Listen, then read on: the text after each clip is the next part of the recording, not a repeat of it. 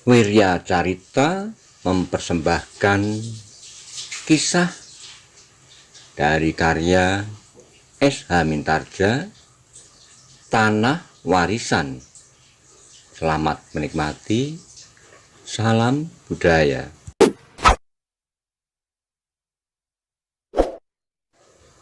Kisah ini berlatar belakang pada era zaman Kerajaan Pajang. Pada waktu itu sedang terjadi perseteruan antara Pajang dengan awal berdirinya Mataram.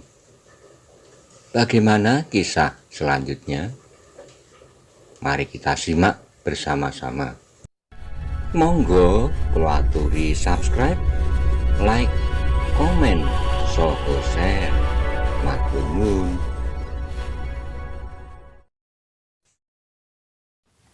Ratri dan awan gelap.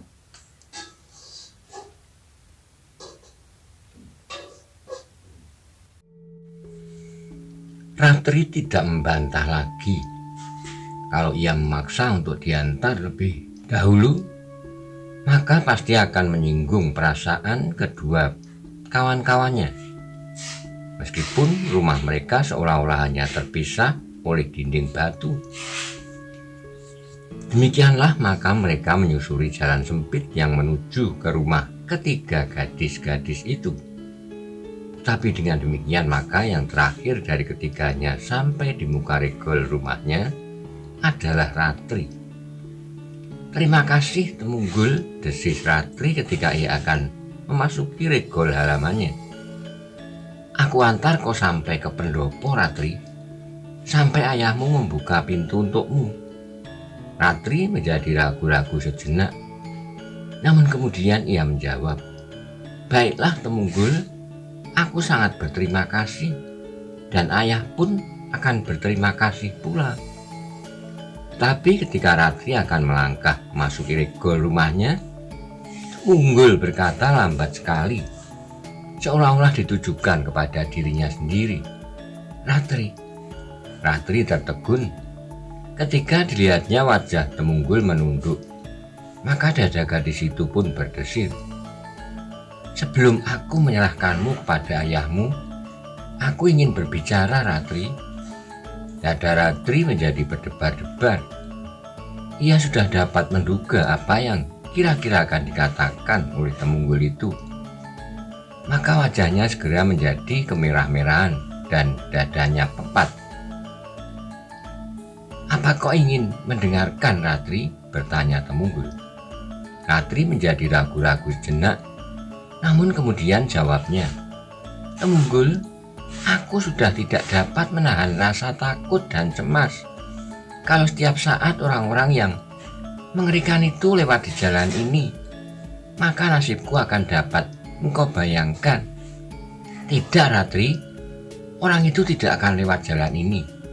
Apalagi ia sudah dikalahkan oleh orang yang menyebut dirinya Putut Sabuk Tampar. Tetapi bagaimanapun kalau Putut itulah yang justru menyusul kita." Temunggul terdiam sejenak, namun hasratnya untuk mengucapkan kata hatinya sudah tidak dapat ditahannya lagi. Sehingga karena itu ia menjawab, "Putut itu tidak akan datang kemari pula. Ia tidak memerlukan engkau, Ratri, tetapi ia memerlukan harta dan benda-benda berharga. Demikian juga orang-orang Panembahan Sekar Jagad pada mulanya. Tetapi aku melihat beberapa perbedaan dari kedua golongan itu. Tapi kau sendiri baru saja mencemaskan orang-orang Panembahan Sekar Jagad itu, Temunggul. Bukankah kau ingin membawa kami bermalam di rumah orang lain?" "Ratri," tiba-tiba terdengar suara Temunggul, "aku hanya memerlukan waktu sebentar. Besok masih banyak waktu, Temunggul. Aku minta maaf. Kali ini aku sudah terlampau lelah. Keringat terasa terlampau dingin sejak saat aku dicengkam oleh ketakutan. Sekarang agaknya perasaan takut itu masih saja menguasai jantungku. Temunggul menarik napas dalam-dalam. Ia berdesah di dalam hati. Kalau sejak tadi aku menyatakannya, persoalanku pasti sudah selesai. Dan kini ia mendengar Ratri berkata lagi, "Maafkan aku, Temunggul. Aku ingin segera masuk ke rumah. Dengan demikian aku akan merasa aman." "Baiklah," jawab Temunggul. "Marilah." Keduanya pun kemudian mendorong pintu regor perlahan-lahan dan hilang menyusup ke dalamnya. Dengan hati-hati mereka melintasi halaman, naik ke pendopo. "Ratri," Temunggul berbisik ketika Ratri hampir mengetuk pintu peringgitan. "Aku tidak ingin memaksamu untuk mempersoalkannya sekarang. Agaknya keadaan sama sekali tidak menguntungkan. Meskipun sudah aku rancang berhari-hari. Orang-orang Panembahan Sekar Jagad yang muncul dengan tiba-tiba telah merusak semua rencanaku." Temunggul berhenti sejenak kemudian, "Namun meskipun demikian, Ratri, aku masih juga ingin menyampaikan kepadamu bahwa aku telah menumpahkan harapanku sebagai seorang laki-laki kepadamu. Kau pasti tahu maksudku." Meskipun Ratri tidak menduga, namun kata-kata Temunggul yang berterus terang itu telah mengguncangkan dadanya. Sejenak ia berdiri membeku di tempatnya. Kepalanya menunduk dalam-dalam dan bibirnya seakan-akan telah terkunci. Namun tanpa dapat diucapkannya, Ratri sama sekali tidak pernah merasa bahwa anak muda yang bernama Temunggul dan yang kini memegang pimpinan anak-anak muda pengawal Kademangan itu telah dapat memikat hatinya. Ia mengagumi Temunggul sebagai seorang laki-laki yang perkasa. Selebihnya daripada itu tidak ada sama sekali. Memang pada saat ia terjepit, pada saat-saat ia dihadapkan pada bencana yang tidak terbayangkan itu, ia seakan-akan menggantungkan harapannya kepada anak muda yang selama ini menjadi kebanggaan seluruh Kademangan. Tapi ternyata ia tidak berhasil berbuat sesuatu. Justru orang lain yang belum dikenalnya sama sekali telah menolongnya dan menyelamatkannya, entah disengaja atau tidak. Dengan demikian maka sikapnya terhadap Temunggul pun tetap tidak berubah. Seandainya Temunggul yang menyelamatkannya, maka sudah pasti ia tidak akan ingkar lagi. Tetapi yang terjadi adalah lain. Karena Ratri tidak segera menyaut, maka Temunggul mendesaknya. "Apakah aku dapat mengharap?" Ratri menjadi kian bingung. Namun sebelum ia tersudut dalam keharusan untuk menjawab, terdengar ayahnya terbatuk-batuk di dalam. "Ayah sudah bangun," desisnya. Temunggul menjadi kecewa, tetapi ia pun mendengar suara batuk-batuk itu dan bahkan kemudian suara pembaringan berderit. "Ayah sudah bangun." "Baiklah," jawab Temunggul. "Aku mengharap jawabanmu lain kali." Ratri terdiam. Kepalanya kini tertunduk dalam-dalam. Dan pada itu ia mendengar langkah ayahnya berdesir pada rantai yang kasar. "Siapa itu?" terdengar suaranya. "Aku, Ayah, Ratri." "Oh." Langkah ayahnya itu pun kemudian mendekati pintu. Sejenak kemudian pintu itu berderit dan terbuka. "Mengapa kau baru datang?" Suara ayahnya berat paro. "Pertunjukan sampai jauh malam, Ayah." "Omong kosong. Aku melihat di Kademangan. Sampai pertunjukan selesai, aku baru pulang. Dan setelah aku sempat tidur baru datang. Kemana saja kau selama ini, Wajah Ratri menjadi pucat. Tetapi ia mencoba menjawab. "Aku harus mengemasi pakaian tariku, Ayah. Kemudian menunggu kawan-kawan yang lain selesai pula." "Mengapa mesti menunggu?" "Pakaian kami bercampur, Ayah. Sehingga kalau ada kekurangan pada seorang kawan, kami masih sempat meneliti semua pakaian yang ada." Ayahnya menarik napas, tetapi wajahnya masih berkerut-kerut. Ketika terlihat olehnya bayangan di dalam kegelapan, maka sambil menggosok-gosok matanya yang masih setengah terpejam, ia bertanya, "Siapakah yang mengantarkan engkau itu?" "Temunggul, ayah." Ayahnya terperanjat, dan tiba-tiba saja sikapnya segera berubah. Sambil tersenyum, ia kemudian berkata, "Maaf, Angger, aku tidak tahu kalau engkau telah sudi mengantarkan anakku. Kalau aku tahu bahwa anakku pulang bersama engkau, maka aku tidak akan mencemaskannya." Bagaimanapun juga, Temunggul terpaksa tersenyum pula sambil menganggukkan kepalanya dalam-dalam. "Aku sengaja mengantarkannya sampai ke pintu rumah paman supaya aku dapat menyerahkannya kepadamu." "Terima kasih." Sekali lagi ia tersenyum sambil mempersilahkan. "Marilah, Angger, silakan singgah sebentar. Sudah terlampau jauh malam, paman. Aku minta diri." Ayah Ratri mengerutkan keningnya, jawabnya, "Jadi kau tidak mau singgah? Terima kasih. Lain kali aku akan memerlukan datang kemari, paman."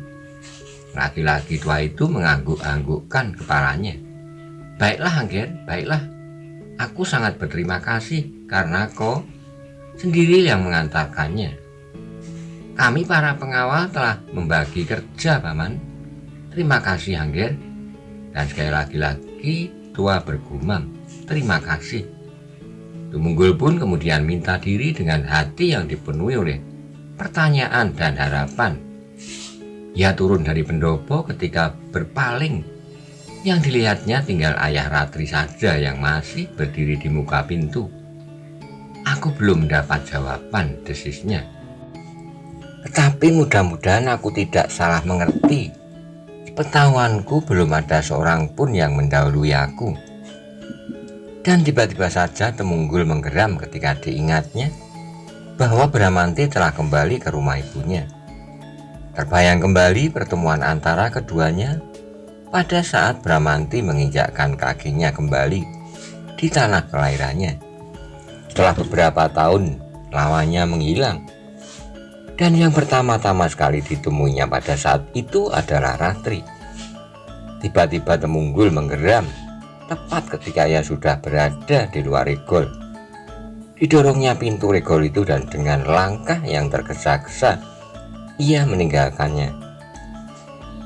"Tapi aku kira," kata Bramanti, "bahwa ia tidak sengaja menemui Ratri pada saat itu." Temunggul mencoba menangkan hatinya sendiri. Namun kemudian, "Tetapi apabila ternyata anak itu berkhianat, maka aku akan membuat perhitungan tanpa belas kasihan. Aku akan menyeretnya keluar dari kademangan ini di hadapan Ratri." Namun kemudian Temunggul itu mengumpat, "Anak-anak Panembahan Sekar Jagad itu memang benar-benar gila. Mereka telah merusak suasana yang aku bangun dengan susah payah, sehingga Ratri terlampau dicekam oleh ketakutan. Kalau tidak, barangkali Ratri akan mendengar pengakuanku sambil tersenyum atau bahkan sambil tertawa. Tapi kini aku terpaksa mengulanginya pada kesempatan yang belum pasti." Tanpa disengaja, maka langkah Temunggul itu pun menjadi semakin lebar. Ia sama sekali tidak berhasrat lagi kembali ke kademangan. Persetan dengan kademangan, biarlah anak-anak yang bertugas ronda mengurusnya. Tapi tiba-tiba diingatnya seorang kawannya mendapat beban dari orang yang menyebut dirinya Putut Sabuk Tampar untuk membawa seorang anak buah Wondogeni yang terluka. Dengan demikian maka ia menjadi ragu-ragu. Tetapi kepepatan hatinya yang berpengaruh pada keputusannya. Terserah Ki Jogoboyo apakah yang akan dilakukannya terhadap orang itu. Dan Temunggul pun melangkah semakin cepat pula ke rumahnya. Apalagi ketika terlihat olehnya warna kemerah-merahan telah membayang di langit. Sementara itu ayah Ratri telah menutup pintunya kembali dan menyelaraknya dengan kayu menyilang Kemudian dengan wajah yang jernih, ia bertanya, "Mengapa Anggir Temunggul sendiri yang mengantarmu, Ratri? Mengapa bukan orang lain? Atau mengapa Anggir Temunggul tidak mengantar orang lain?" Sambil membenahi pakaian-pakaiannya yang kusut di dalam bungkusan kecilnya, Ratri menjawab, "Aku tidak tahu, Ayah." "Ah, kau pasti tahu sebabnya." Tetapi Ratri menggeleng, "Aku tidak tahu." Ayahnya menarik napas panjang-panjang sambil duduk di atas sebuah dingklik bambu. "Anak itu benar-benar luar biasa. Aku kira tidak ada duanya di Kademangan ini. Anggir Temunggul adalah harapan masa datang bagi Kademangan ini. Apabila kami yang tua-tua menjadi semakin tua, maka Anggir Temunggul pasti akan tampil. Sayang ia bukan putra Ki Demang yang akan dapat menggantikan kedudukan itu. Meskipun demikian, ia pasti akan menjadi seorang yang penting di Kademangan ini kelak. Jangankan kelak, sekarang pun ia sudah termasuk salah seorang yang kami anggap penting." Ratri tidak menjawab. Ia langsung masuk ke dalam biliknya setelah meneguk air dingin dari dalam kendi di atas geledek rendah. Tetapi ayah Ratri kemudian berdiri dan mengikutinya. Sambil berdiri di depan pintu bilik, ia berkata, "Kau harus bersikap baik terhadapnya, Ratri. Temunggul adalah pemimpin dari seluruh anak-anak muda di Kademangan ini." Ratri tidak menjawab. Direbahkannya dirinya di atas pembaringannya. "Apakah kau tidak berganti pakaian dahulu atau makan seadanya? Agaknya ibumu telah menyediakannya untukmu." "Tidak, Ayah. Aku telah lelah sekali. Aku ingin segera tidur." Ayahnya menarik napas dalam-dalam. Kemudian ditinggalkannya pintu bilik anaknya. Namun kemudian ia tersenyum sendiri. Katanya di dalam hati, "Ratri adalah seorang gadis yang sedang meningkat remaja. Ia lebih senang merenung di pembaringannya daripada makan." Orang tua itu pun kemudian pergi ke pembaringannya pula. Sekali ia menguap, namun sejenak kemudian yang terdengar adalah dengkurnya yang teratur. Tetapi sementara itu Ratri juga merenung di dalam biliknya. Ditatapnya atap rumahnya. Seakan-akan ia baru menghitung raguman bambu yang berderet-deret di atas pembaringannya. Sekali-kali terdengar ia berdesah. Berbagai macam masalah telah bergelora di dalam dadanya. Ketakutan, kecemasan, dan kebingungan bercampur baur di dalam hatinya. Saat bayangan kekasaran dan keganasan orang-orang yang menyebut dirinya pengikut Panembahan Sekar Jagad, kemudian terlintas bayangan orang yang mengaku bernama Putut Sabuk Tampar, dan yang terakhir terbayang wajah Temunggul yang pucat namun penuh harapan. Apakah akan jadinya aku sekarang seandainya tidak ada orang yang menamakan dirinya Putut Sabuk Tampar? Desah Ratri di dalam hati. Mungkin aku telah membunuh diriku, dan ayah ibu tidak akan dapat melihat aku lagi, meskipun hanya mayatku. Ratri menutup wajahnya dengan kedua belah tangannya. Namun bayangan yang menakutkan itu masih saja nampak di rongga matanya. Justru semakin jelas. Oh, Ratri kemudian menelungkup. Tetapi bayangan-bayangan itu masih juga tidak mau lenyap dari kepalanya. Karena itu, maka untuk seterusnya Ratri sama sekali tidak berhasil untuk tidur sekejap pun. Bahkan tanpa sadarnya, terasa cairan hangat membasahi pipinya. Ratri menangis bagaimanapun juga ya bertahan. Untunglah bahwa tidak seorang pun seisi rumah itu yang terbangun karenanya. sehingga ia tidak perlu menjawab pertanyaan-pertanyaan yang pasti akan membuatnya semakin bingung. Apalagi Ratri sendiri menyadari bahwa terusirnya Wondogeni belum berarti bahwa bahaya yang sebenarnya telah hilang sama sekali. Sebab setiap saat Wondogeni itu dapat datang kembali dan sudah barang tentu ia tidak akan dapat mengharapkan bahwa setiap saat Putut Sabuk Tampar itu dapat selalu membantunya dan menyelamatkannya dari keganasan Wondogeni. Tetapi Putut Sabuk Tampar sendiri adalah orang yang ingin merampas semua kekayaan dari Kademangan ini, berkata Ratri di dalam hatinya. Namun di hati kecilnya ia melihat beberapa perbedaan antara Wondogeni dan Putut Sabuk Tampar. Putut itu mempunyai perbawa yang menarik, meskipun ia belum mengenal sebelumnya. Mungkin aku merasa berutang budi kepadanya, desisnya perlahan-lahan. Ratri mengusap matanya yang basah ketika ia mendengar suara koko ayam di kandang. Semakin lama semakin riuh.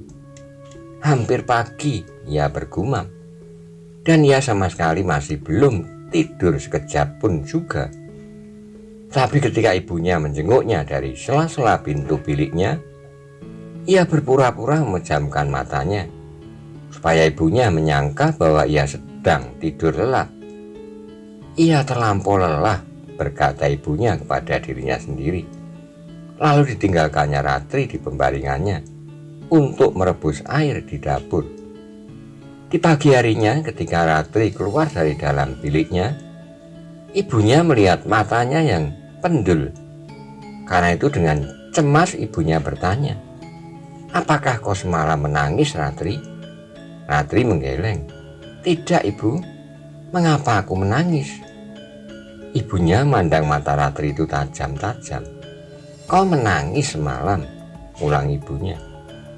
"Aku tidak melihat kau pulang, tetapi pendul di matamu itu tidak dapat kau sembunyikan." "Aku kurang tidur, Ibu, sampai hampir pagi. Aku memang tidak dapat tidur karena kelelahan." "Kok aneh," jawab ibunya. "Orang yang lelah biasanya akan dengan mudahnya tertidur." Ratri tidak dapat menjawab lagi, tetapi ia pun tidak mengiyakannya. Agaknya ibunya tidak memaksanya untuk mengakui bahwa semalam ia menangis.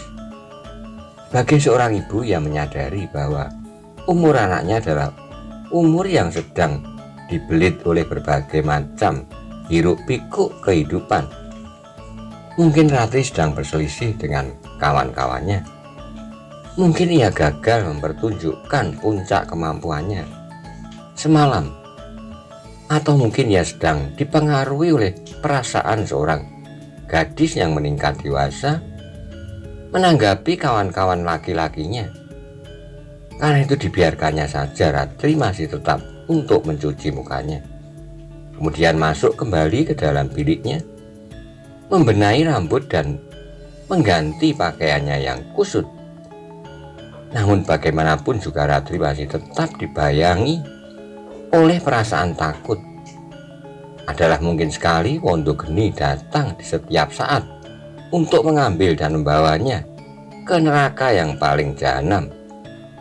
Dengan demikian maka sehari-harian Ratri menjadi suntrut. Wajahnya suram dan sama sekali tidak bernafsu untuk makan. Apabila diingatnya pula kata-kata Temunggul yang berterus terang, maka hatinya menjadi semakin kacau, karena ternyata bahwa Temunggul tidak akan dapat melindunginya. Seandainya ia terpaksa menerima Temunggul dan menempatkan anak muda itu di dalam hatinya, namun kemudian ia terpaksa harus terjun ke dalam sarang iblis itu, apakah yang dapat dilakukan oleh Temunggul? Orang tua Ratri itu tidak dapat menutup penglihatannya tentang anak gadisnya. Karena itu maka setiap kali ibunya selalu bertanya, apakah Ratri sedang sakit? Aku terlampau lelah, Ibu. Mungkin karena aku terlampau kurang tidur. Badanku rasanya tidak enak dan bahkan kepalaku amat pening. Beristirahatlah. Ratri tidak menyaut, tetapi kepalanya sajalah yang terangguk-angguk. Di hari berikutnya Ratri masih belum dapat melepaskan ketakutannya. Bahkan semalam malam ia hampir tidak tidur lagi, hanya karena lelah yang amat sangat. Ia terlena untuk beberapa saat menjelang dini hari. Ratri, bertanya ibunya, sebaiknya kau berterus terang. Kau pasti tidak hanya sekedar lelah dan ngantuk. Aku melihat wajahmu terlampau muram. Semula Ratri tetap bertahan dan menyimpan semua peristiwa yang dialaminya. Namun akhirnya ia tidak dapat tetap berdiam diri. Ketakutan, kecemasan, dan kebingungan yang menghentak-hentak dadanya akhirnya meledak juga. Diceritakannya semua yang dialaminya, namun yang masih disimpannya adalah pengakuan Temunggul terhadapnya. Ia tidak ingin mempersoalkan masalah itu dengan ayah dan ibunya sekarang. Yang diceritakan semata-mata adalah persoalan Wondogeni, orang yang menyebut dirinya Putut Sabuk Tampar, dan kegagalan Temunggul melawan mereka. Tiba-tiba wajah ayah Ratri menjadi tegang. Dengan serta-merta ia berkata lantang, "Nah, bukankah aku sudah berkata jauh sebelum peristiwa ini terjadi? Bahkan pada saat Ratri tergila-gila untuk belajar menari. Apakah manfaatnya belajar menari? Inilah akibat yang paling jelas. Kita lihat sekarang." "Pak," berkata istrinya, memotong kata-kata suaminya, "jangan menyalahkan Ratri. Kalau itu dianggap bersalah, biarlah kesalahan itu tidak kita persoalkan lagi sekarang. Semuanya sudah terlanjur. Begitulah akhirnya, sudah terlanjur." "Bukankah demikian keadaannya?" jawab Ibu Ratri. Lalu, kini Ratri sedang bingung bagaimana mengatasi persoalan itu. Jangan menambah Ratri menjadi semakin bingung. Dan apakah seandainya Ratri dianggap bersalah, kita akan terpancang pada kesalahan itu dan membiarkannya diseret oleh orang-orang Panembahan Sekar Jagad? Tentu tidak, saut ayah Ratri cepat-cepat. Itulah masalahnya, bagaimana?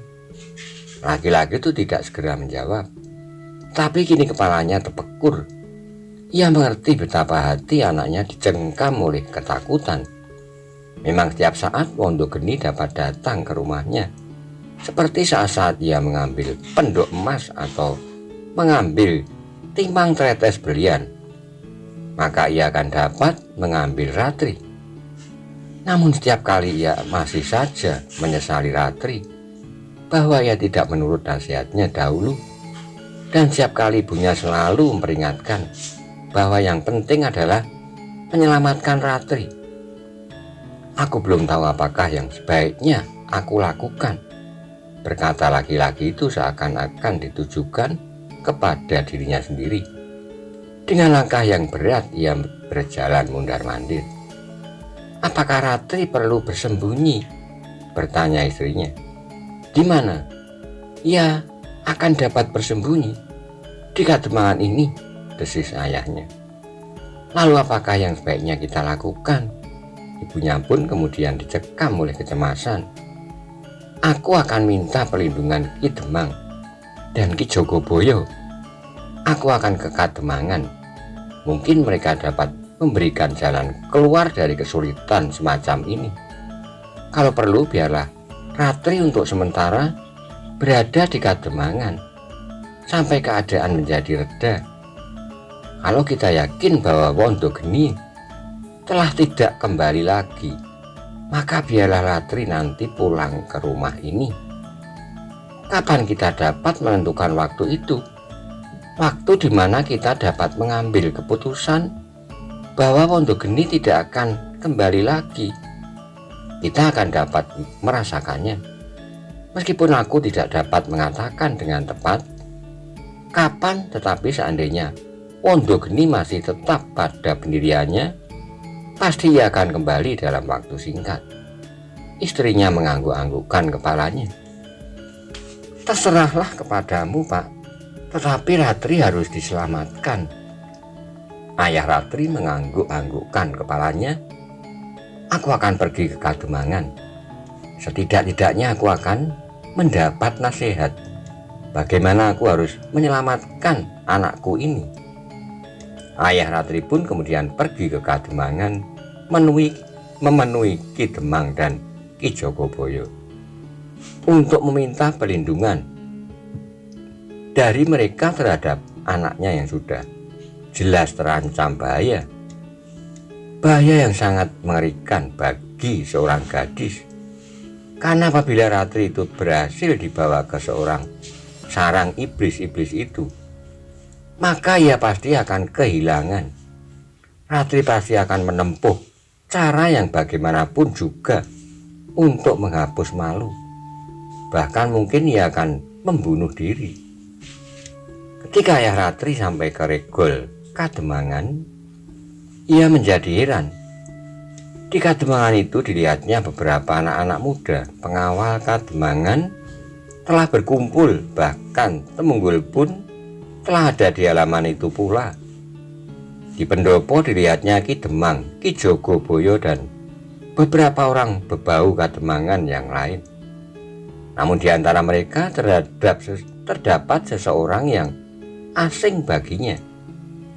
Orang itukah yang telah disebut-sebut Ratri sebagai salah seorang pembantu Wondogeni yang terluka? Pertanyaan itu tumbuh di dalam hatinya. Karena itu maka ayah Ratri tidak segera masuk ke dalam Regol. Ia berhenti sejenak di luar sambil melihat suasana. Ketika dilihatnya seseorang pengawal yang berdiri di depan Regol, maka ayah Ratri itu mendekatinya sambil bertanya, "Mengapa halaman ini kelihatan sangat sibuk?" "Oh," pengawal yang telah mengenal ayah Ratri itu menganggukkan kepala, jawabnya, "Kami akan melepaskan seorang tawanan kami." "Tawanan? Yang mana?" "Itu yang duduk di pendopo bersama Ki Demang." Ayah Ratri mengerutkan keningnya. Sikap orang itu sama sekali tidak membayangkan sikap seorang tawanan, bahkan terlampau seorang tamu yang sangat dihormati. Orang itu terluka ketika ia berkelahi melawan orang yang menyebut dirinya Putut Sabuk Tampar. Ayah Ratri mengangguk-anggukkan kepalanya. Dalam keadaan luka itulah ia dapat ditawan oleh salah seorang anggota pengawal Kademangan. Ayah Ratri masih mengangguk-anggukkan kepalanya, tetapi ia menuntut untuk dibebaskan, dan tuntutan itu dikabulkan oleh Ki Demang. Pengawal itu menganggukkan kepalanya, jawabannya, "Ya, setelah melalui banyak sekali pertimbangan dan pembicaraan, akhirnya kami mengambil keputusan untuk melepaskannya demi keselamatan seluruh Kademangan." Sekali lagi ayah Ratri mengangguk-anggukkan kepalanya. "Tapi bukankah ia terluka?" bertanya ayah Ratri kemudian. "Ya, tapi luka-luka itu sudah diobati. Agaknya orang itu merasa bahwa ia sudah cukup kuat untuk kembali ke induknya. Ia minta kami memberikan seekor kuda." Ayah Ratri mengangguk-anggukkan kepalanya, mengangguk-angguk dan mengangguk-angguk. Namun sejenak kemudian ia harus melompat menepi ketika seekor kuda yang tegar meloncat berlari menyusup Regol halaman, berpacu dengan cepatnya, meninggalkan debu yang tipis berhamburan di jalan-jalan berbatu. "Itulah orangnya," desis pengawal itu. Berbagai tanggapan bergolak di dalam dada orang tua itu. Ia kadang-kadang merasa bersyukur bahwa Ki Demang cukup bijaksana sehingga orang-orang Panembahan Sekar Jagad tidak terlampau mendendam Kademangan ini. termasuk anaknya. Tetapi apabila diingatnya sikap orang-orang itu terhadap anaknya, maka kebenciannya pun segera memuncak. Setelah orang-orang berkuda itu hilang di tikungan, maka orang tua itu pun menarik napas dalam-dalam.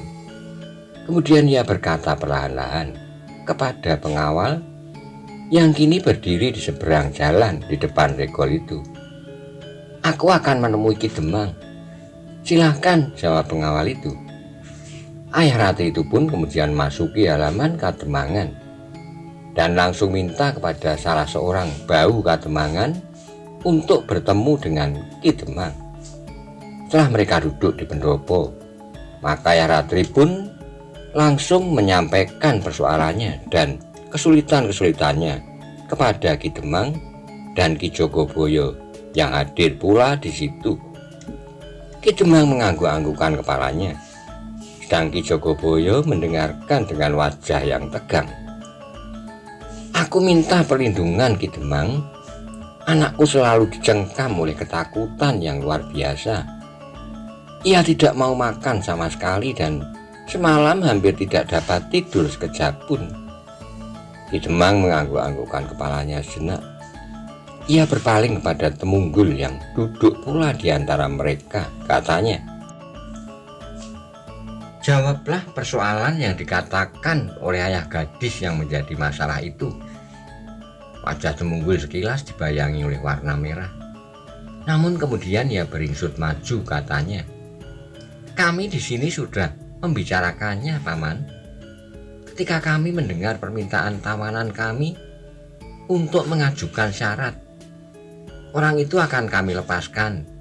Tetapi ia harus menjamin bahwa kawan-kawan selanjutnya tidak akan berbuat sebuas itu lagi terhadap gadis-gadis."